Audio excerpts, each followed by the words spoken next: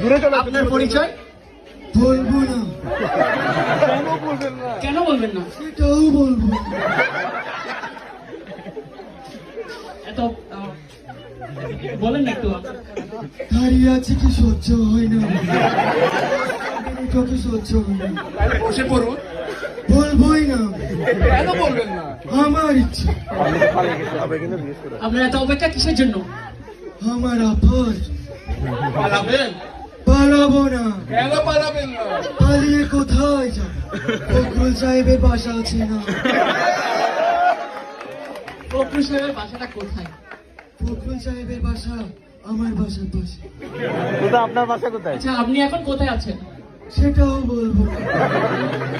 শুধু একটাই কথা বলবো, কাগজে লিখো না ছিঁড়ে যাবে, পাথরে লিখো না ক্ষয়ে যাবে।